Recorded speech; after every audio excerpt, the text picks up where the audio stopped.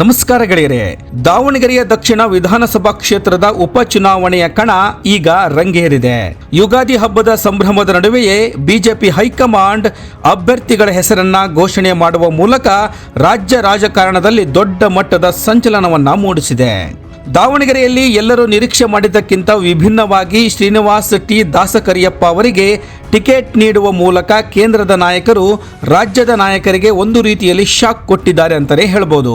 ಈ ಆಯ್ಕೆಯ ಹಿಂದೆ ದಾವಣಗೆರೆಯ ಬಿಜೆಪಿಯ ರೆಬಲ್ ಬಣದ ಕೈ ಮೇಲಾಗಿರುವುದು ಸ್ಪಷ್ಟವಾಗಿ ಕಾಣಿಸ್ತಾ ಇದ್ದು, ಇದು ರಾಜ್ಯ ಬಿಜೆಪಿಯ ಒಳಗಿನ ಸಮೀಕರಣಗಳು ಬದಲಾಗುತ್ತಿರುವುದಕ್ಕೆ ಒಂದು ಸಾಕ್ಷಿಯಾಗಿದೆ ಅಂತಾನೆ ಹೇಳ್ಬೋದು. ಸ್ನೇಹಿತರೆ, ವಿಶೇಷವಾಗಿ ಈ ಟಿಕೆಟ್ ಹಂಚಿಕೆ ವಿಚಾರ ಮಾಜಿ ಮುಖ್ಯಮಂತ್ರಿ BS ಯಡಿಯೂರಪ್ಪ ಅವರ ಬಣಕ್ಕೆ ದೊಡ್ಡ ಹಿನ್ನಡೆ ಅಂತಾನೆ ವಿಶ್ಲೇಷಣೆಯನ್ನ ಮಾಡಲಾಗುತ್ತಿದೆ. ಯಡಿಯೂರಪ್ಪ ಅವರ ಆಪ್ತ ವಲಯದಲ್ಲಿ ಗುರುತಿಸಿಕೊಂಡಿರುವಂತಹ MP ರೇಣುಕಾಚಾರ್ಯ ಅವರು BJ ಅಜಯ್ ಕುಮಾರ್ ಅವರ ಪರವಾಗಿ ಭರ್ಜರಿಯಾಗಿ ಬ್ಯಾಟಿಂಗ್ ಅನ್ನ ಮಾಡಿದ್ರು. ಅಷ್ಟೇ ಅಲ್ಲದೆ ದೆಹಲಿಗೆ ಹೋಗಿ ಹೈಕಮಾಂಡ್ ನಾಯಕರ ಮೇಲೆ ಒತ್ತಡ ಕೂಡ ಹೇರಿದ್ರು. ಆದರೆ ಅಂತಿಮವಾಗಿ ಯತ್ನಾಳ್ ಮತ್ತು GM ಸಿದ್ದೇಶ್ವರ್ ಅವರ ನೇತೃತ್ವದ ವಿರೋಧಿ ಬಣದಲ್ಲಿ ಗುರುತಿಸಿಕೊಂಡಿರ್ತಕ್ಕಂಥ ಶ್ರೀನಿವಾಸ್ ಅವರಿಗೆ ಈ ಅದೃಷ್ಟ ಒಲಿದಿದೆ. ಇದು ರಾಜಕೀಯ ಪಡಸಾಲೆಯಲ್ಲಿ BSY ಅವರ ಬಣದ ಒಂದು ಲೆಕ್ಕಾಚಾರ ಉಲ್ಟಾ ಆಗಿದೆ ಅಂತಾನೆ ಹೇಳ್ಬೋದು. ಸ್ನೇಹಿತರೆ, ಇನ್ನು ಈ ಬೆಳವಣಿಗೆ ಬಗ್ಗೆ ಮಾತನಾಡಿರುವಂತಹ MP ರೇಣುಕಾಚಾರ್ಯ ಅವರು ಮೇಲ್ನೋಟಕ್ಕೆ ಹೈಕಮಾಂಡ್ ತೀರ್ಮಾನಕ್ಕೆ ತಲೆಬಾಗಿರುವುದಾಗಿ ಹೇಳಿಕೆಯನ್ನ ಕೊಟ್ಟಿದ್ದಾರೆ.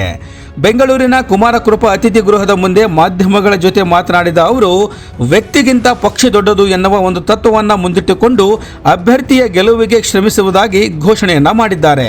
ಮೊದಲು ತಾವು ಅಜಯ್ ಕುಮಾರ್ ಅವರಿಗೆ ಟಿಕೆಟ್ ಕೇಳಿದ್ದು ನಿಜ.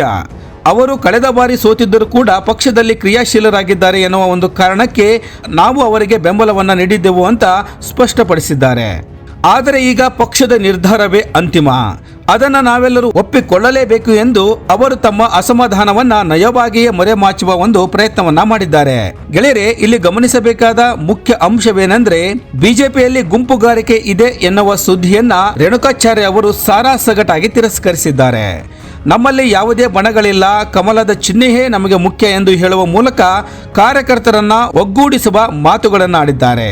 ಕೆಲವು ಮಾಧ್ಯಮಗಳು ಜಯ ಅಥವಾ ಅಪಜಯದ ಬಗ್ಗೆ ವರದಿಯನ್ನ ಮಾಡ್ತಾ ಇರಬಹುದು, ಆದರೆ ನಮಗೆ ಕಹಿಯನ್ನೇ ನೀಡಿದರೂ ಕೂಡ ಅದನ್ನು ರಸವನ್ನಾಗಿ ಮಾಡುವ ಶಕ್ತಿ ನಮ್ಮ ಕಾರ್ಯಕರ್ತರಿಗೆ ಇದೆ ಅಂತ ರೇಣುಕಾಚಾರ್ಯ ಅವರು ಮಾರ್ಮಿಕವಾಗಿ ಉತ್ತರಿಸಿದ್ದಾರೆ.